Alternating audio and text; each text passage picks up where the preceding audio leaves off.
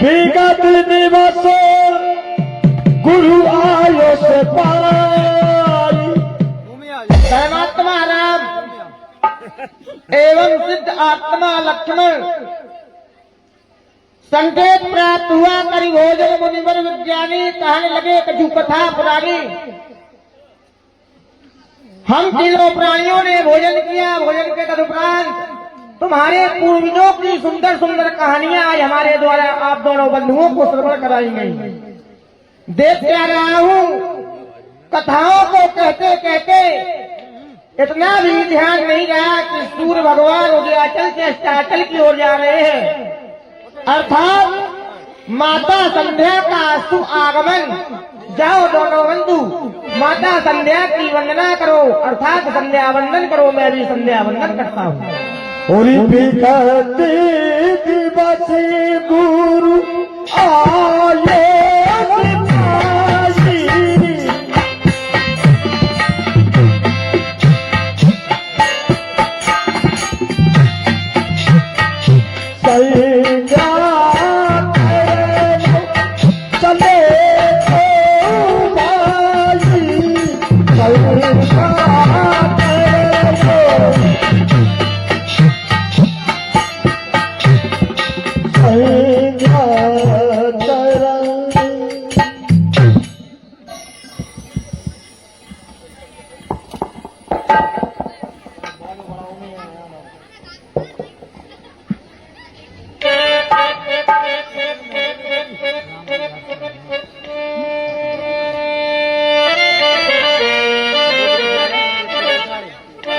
मेरे मन की विमल वाटिका में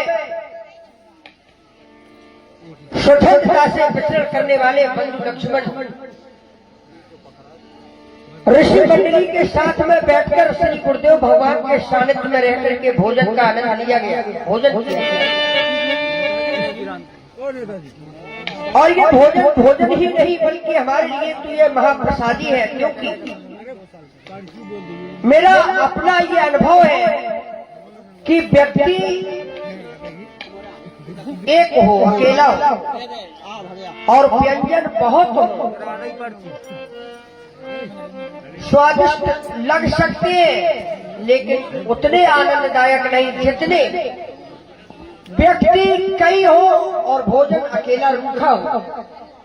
रूखा सूखा भोजन भी व्यक्ति जब सामाजिक रूप से करे तो जितना व्यंजन स्वाद नहीं दे सकते हैं जितना रूखा सूखा भोजन स्वाद दे देता है। बातों बातों में कभी कभी लोग इतना भोजन कर जाते हैं कि बाद में पता चलता है भोजन बहुत कर लिया। और ये भोजन हमने ऋषि मंडली के साथ में बैठ करके किया तो ये भोजन तो महाप्रसाद हो गया हमारे लिए। भोजन किया कर भोजन मुनिवर विज्ञानी लगे कहन कछ कथा पुरानी सुंदर सी कथाएं सुनी गई गुरुदेव के द्वारा। तत्पश्चात संध्या आराधन का समय हो गया। आदेश प्राप्त हुआ संध्या वंदन का।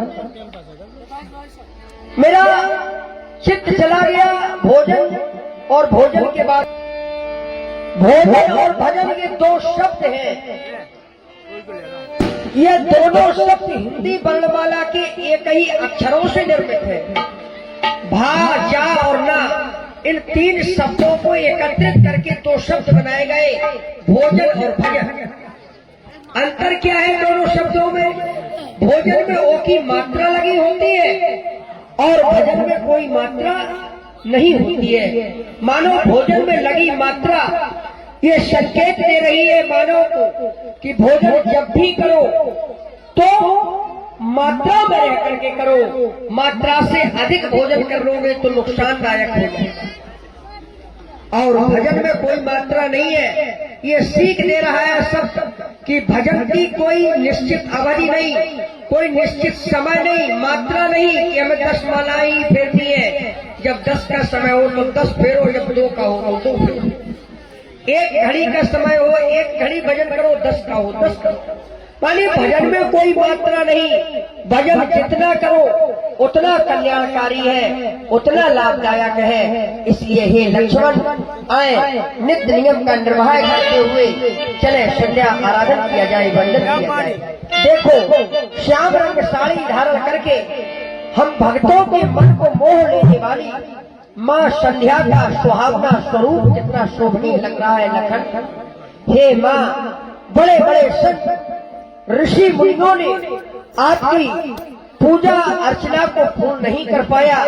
हम बालकों से कोई भूल हो जाए तो मेरी भूल को भुलाकर मुझ पर कृपा करना माते, मुझ पर दया करना, कृपा करना। ये जीवन आपने दिया, ये सांसें आपने दी, और मेरी एक सोच है कि इन सांसों की माला पे मैं आपका नाम सुनना चाहता हूँ। हर एक सांस की माला को बनाकर और मैं आपका नाम लिखना चाहता हूँ। मैया कृपा करो, दया करो, क्षमा करो।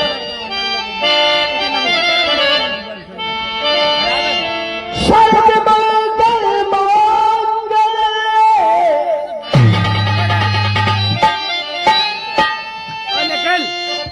शिवे सर्वार्थ साधिके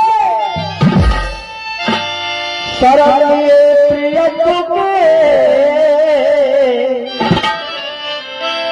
गौरी नारायणी नमोस्तुते।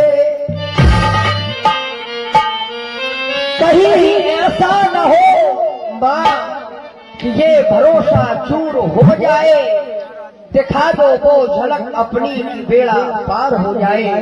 संसार सागर की मोह माया से ग्रसित न हो। जिन संघर्षों से मैं घिरा हूँ उन संघर्षों को काट करके मुझे मोक्ष प्रदान करो।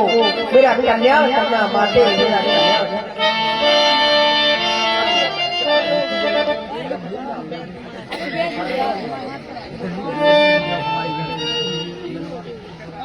Thank you.